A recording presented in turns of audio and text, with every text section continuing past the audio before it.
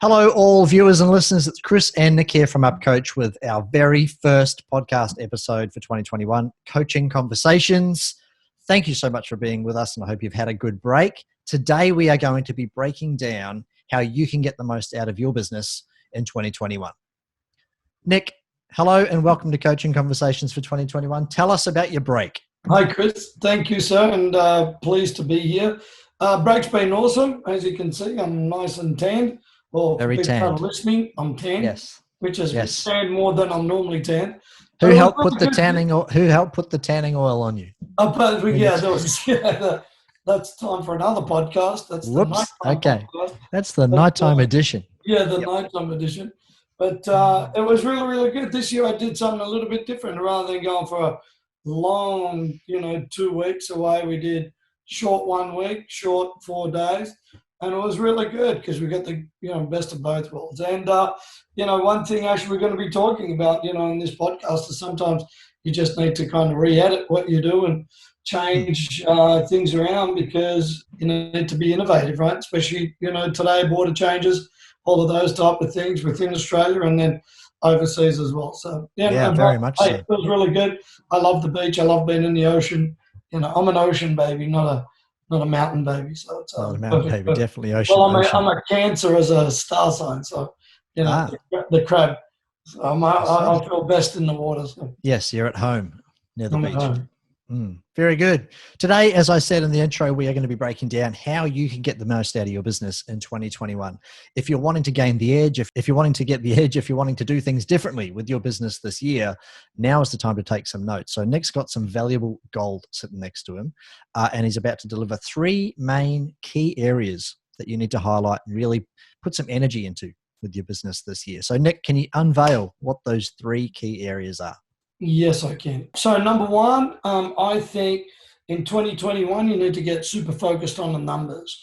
And there's some key critical numbers, obviously, that we need. Now, why is 2021 different than 2020, 2019, or any years in the past? It's interesting. I was just, before this, we were just talking about one of our clients that just has been to Gold Coast. And usually Gold Coast is packed. I went to a location called Terrigal, which is New South Wales, holiday destination, Crown Plaza. Usually it is booked months in advance, right? Last week we booked it. Three families, 3 different rooms for a week. And it's unheard of. Wow. Now, is there people there? There's people there, but it's not to the capacity of what it is. So now why do I say that? Because in 2021, there's a lot of uncertainty. We don't know what's happening. We don't know what the economic impact is going to be. We've got an idea of what's going on. Now, if you're in the trade and construction industry, you're in a pretty good industry to be in, start with. But if you're not in the trade and construction industry, if you're a, cafe, if you're a, motel, if you're a, a travel agent, any of these things are severely been affected by COVID. If you don't know your numbers, and you're looking after every cent, hey, this could be a problem for you. So here's some key numbers. Number one, first of all, what's your break even? You need to know this. You need to know exact to the dollar what the break even is every month. And I get it, it fluctuates up and down, but if you can project it, the usual stuff, rent, leases, wages, all of these things are important. So break even is really, really critical. Number 2, I feel that you need what your target numbers are every month. And let me give you an example. So I'm speaking to a friend of mine that lives up there. He's been there 14 years up on the coast. Very, very, very, very, very successful business owner. He's in roads. They build roads, M8, M5, all New South Wales roads. They're doing, I think, Queensland as well. They do tunnels. This guy's $90 million to $150 million business owner. Right. Yeah, cool dude, worked hard. But he said, look, numbers can fluctuate. Now, in his case, he's guaranteed he's got contracts for another 7 years. But it doesn't mean that, hey, we ended at that. There's other works coming on. And he needs to make sure he's good because, he's doing 5 type of major earthworks at each given point of time. So in saying that, 120 plus employees, big infrastructure, offices, it'd be good if all that was profit, but it's not. You make small margins, but big volume, right? So numbers are really critical. So you need to know, hey, what's coming? So every month, what are our target budgets? Very important. For us, it's the same thing. We do that. So break even, and I think, what your goals are every month, that'll make over a year. So if you don't have a great month, well, you need to pick it up on the next 10, right? And, right. from a number point of view, I think the third one is, what do your sales and marketing numbers look like? What's coming? What type of marketing are you doing at the moment that's going to generate the numbers that you need where it comes to, reaching that target objective?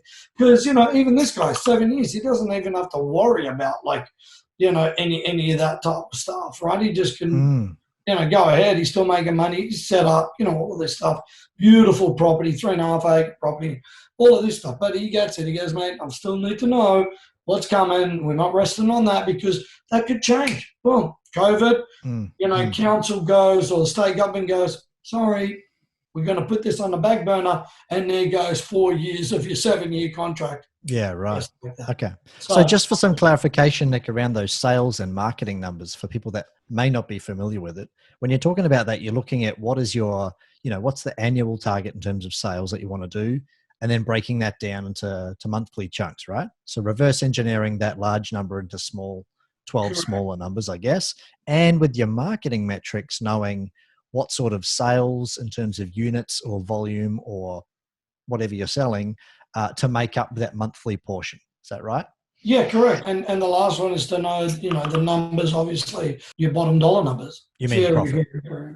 Yeah, well, no, I mean, what your break-even numbers are. Right. Okay. Because break-even can fluctuate. If you've got, let's say, a lease that's coming up or it's coming to an end, you've got a balloon payment on it, and you're not ready for it, and it's 3 months down the line where maybe it's slow time for you, then you got a problem. I mean, here's a perfect example.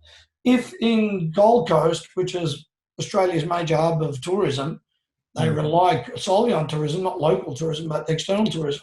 Heavily, yep. They're not busy now. January now, they're prime. February, prime. When do you catch up then? If you're in construction and you're not on top of it, you don't have, builds in the process, you don't have, kitchens that you need to get happening for January, February, March, all of these things are cyclical, right? Because some people are going to come off JobKeeper, some people are going to start looking for work and there isn't, some people are going to put stuff on hold, and I think we're going to see that impact into 2021 that we sort of erode a little bit in 2020 because it was a falsely pumped economy because people were relying on JobKeeper and Job Seeker payments to get them through. And then, Christmas, you sort of cruised into it. But I just saw some economic numbers, and there was in December, there was $13 billion less spent on credit card debt and shopping. $13 billion, it's 30% down. And that's huge, right? No, we've never seen it like that before. So numbers are critical. So you need to prepare for what's coming effectively. And perfect. Tighten the belt up a little bit, important in those numbers. Righto, very good. So knowing your numbers, absolutely critical, guys. That's the first, I guess, item on the agenda. What's the second thing, Nick? Yeah, so number 2, I think, time. And here's what I mean by time. Time's the most precious commodity we all have. If you've been a bit blasé with it in 2020, 2019, if you've gone, hey, you know what, I'm just going to work all the time. I'm just going to do 110 hours a week. And I was just talking to a prospect that wants to join us in coaching, and I said he filled in, one of the forms that we asked prospects to fill in, and he put down his time per week is between 100 to 110 hours a week of working. So that's a chunk. He's making really good money, but 110 hours. He said first thing he goes, Nick, it's not sustainable. And, I noticed that today, I've been able to get away, when people are sort of coming back, as of today, sort of everyone's back and, we plan to kind of come back today, which is cool because I don't usually work Monday. So, I think time is really critical from the perspective of what are you going to give your time to? Are you going to use an outdated model of time where all you do is work? Even if you're making the money, it's cool. But in 2021, we've just realized that, hey, you know what? Going to the office every day, you don't need to. Being on site every day, you don't need to. Yeah. If you don't have the right systems and processes in place, it just now's the time to do it. So time, I think you need to be really, really effective with it. what time you wake up, what time is, you time, what time's family time, what time's business time. And if business time means that you work from, I don't know, 8 till, or 7 till 7, you do that 3 or 4 days a week, and you can have, time early before that and then time after that, or you can say, hey, Mondays and Fridays I'm going to start work a bit later, or, whatever it may be, and not do Saturdays because you can press it down into 5 days. Well, it makes sense. Now, a lot of people are going to push back against this. They're probably nodding their head when they're hearing this. They go, yeah, right, but how do I do it if I'm absolutely flat out? Well, how do you do it if you're absolutely flat out? Do you see what I mean? Like it's this double-edged sword. I think there's 2 other factors that people need to consider based on what you just said. People will be laughing at this and going, oh, that's great. But time only comes to those who create it, not to those that try and find it. So you really need to think about planning and prioritization. I think we've spoken about that before, but those are 2 big factors when you're looking at time. I was talking to somebody else that had a heart attack similar to me, and I said, was it, stance and all that stuff. Actually, the guy that owns the big company, and he said, yeah. I said, dude, so did you learn from it? He goes, yeah. He goes, I've set it up that, with a company like that, he's got pretty good staff and all the rest of it. And he said, my number one priority is time for me. He's getting back into the gym. You have to get a couple of hip replacements. And this guy's like my age, 2 years older than me. Playing football, so he's kind of all, arthritis and can't turn his neck. And he's worth millions. They gave him 3-4 times that for his company already. He could easily retire. But, he needs to spend time in the game. So time's important for him to do that because he wants to leave a legacy. So do you see, there's certain things that you want to do, think about it. If you're in a position that you're working so much that you're not seeing your family, when do you take the time to do it? And if not now, like when? Very true. That's the real key to it. I think, it's important for us to be very critical of it, because time you can't get back, money you can make. So that's in 2021, it's your choice, man. You can either just keep on working, and that's how it is, or do something bloody about it. That's all it is. Yeah. That's one of the things that we work with our clients day one. It's like, what sort of time are you investing, and how are we going to shift that? Because, people have said you kind of look at it holistically, if that's what you want to say, sure. But, we do look at time as a portion of, hey, there's you time, there's family time, and there's obviously work time. We need to really balance that out. Sometimes work takes priority. I get that. But it's also about how you plan and prioritize, and what you prioritize into your calendar. That makes the difference. If you prioritize work at 110 hours a week, it's up to you. Time will come to those that want to create it. And by the way, here's the important part. He's not making this up. He's not just going, just do 110 hours a week for the sake of bloody doing 110 hours a week. He's saying that he's so busy, because I've seen the contracts and all of that type of stuff that he has, right, that the prospect that wants to join us, that, mate, he's running everything himself. And that's the other thing. He said, mate, it's all on me. So what happens if something happens to you, for your family? He goes, I didn't think about it. I said, well, he's got plenty of work. Like he could, hopefully we're going to help him grow the company 5 times bigger. That isn't a problem. But he's also come to the realization that he understands that in order for him to grow that, he needs somebody to go, hey, manage your time better. He needs that accountability. So time, you need accountability, and it's either going to be a big knock on the door by the Grim Reaper, it's accountability. Sorry, you didn't listen. Here's a heart attack, you're dead. Ultimate and time management. You've got all the time in the world, forever, to try to figure it out, right? Or you're going to get a bit of a knock on the door from the mini Grim Reaper. That isn't about to kill you, but it's the doctor. The doctor. It's the doctor. Very, very good. A mini Grim Reaper called the doctor. Or you're going to get one from a divorce lawyer if you're married. Yeah. So these are the important parts that we need to, really work on. Yeah. Very good. Time. Managing your time and owning your time. Right. What's number 3? And number 3, I think, is really, really exciting for this year especially. I think it's innovation is the new game. You know, I think if you innovate today, you know, getting ready for 2021, or, you know, we're in 2021, if you innovate, I think you're going to end up in front. And what I mean with that is, if you're not running a software for your CRM, if you're not running software for your management systems, if you're not running software for personnel, if you're not innovating on how you can systemize better and you know, create procedures better, if you're not just getting that edge, well, you know, in 2021, you think about it. I just bought, like, you know, a helmet for a motorbike, right? And they're cheaper than what they were in 2020. And I asked the guy, I said, "Is it last year's model?" He goes, "No, it's this year's model." I said, "Why are they cheaper?" He goes, "I don't know." He goes, "The manufacturers have just made them a bit smaller and more refined. It's brand new. It's cool, great reviews, great write-up, all that stuff." Right. And it was like 20 or 30% cheaper than the previous model. You know, I went with Philip to buy some clothes. My son Philip to buy some clothes just prior to Christmas, and I was at like HMV. You know, I'm not into a whole bunch of brand stuff and all that stuff. Yeah. HMV like had these cool pants for like $18, and everyone goes, "Dude, how much are they? 200? They're cool, they're funky." I just look where everyone goes, "Man, they're the coolest pants. Did you pay a couple hundred for them? Because that's what they should be."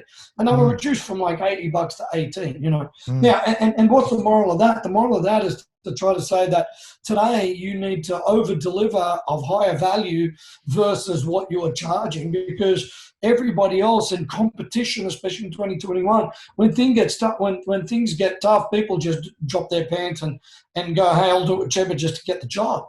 That's right. Where, you know, the good thing with construction at the moment, there's so much work, you know, stimulated by the government for new housing market, all of that stuff. It's cool, but there's going to come a time where, hey, not everybody's going to get that contract. You know, in civil work, as an example, the mid-tier civil guys that are, you know, 15 million, 18, you know, 10 million, 5 million, they're like, there's no work for them. The only reason my mate's at that level is because he does all the big stuff. You know, 20-year career at that level of doing it, you know, win with people, has got the equipment to set. I mean, he's boring tunnels, you know, like he's set up, and there's not that many people that do it, but he's got to jump through hoops. Same thing, the margins are lower and lower and lower because, you know, tipping fees and all of that stuff are really, really expensive.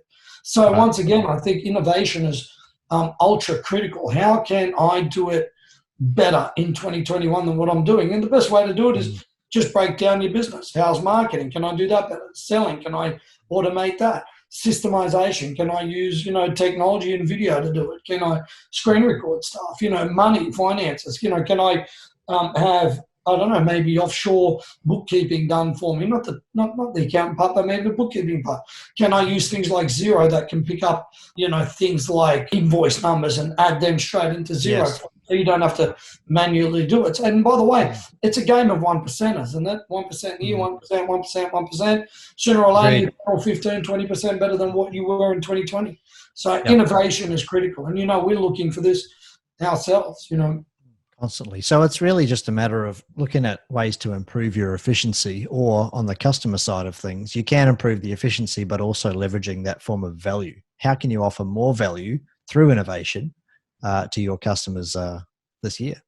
Yeah, because he or she who offers the most amount of value, I think, keeps you in the good books for when the times get tough. It's not when the times are good. Everyone's got money. It's all cool. But when the times are tough, and I think we still haven't seen it. I mean, Australia's fared pretty well because we don't have, you know, 100 million people living here, surrounded by 4 borders. People aren't understanding. You know, my friends in the US at this current time, looking at, you know, if you're listening to or watching this podcast, and, you know, it's January 21, and, you know, at the moment, the US is thousands of deaths every day. I mean, it's a disaster. Shops closed, all of these. They're like, I don't know what Biden thinks he's going to do, but it ain't going to be much.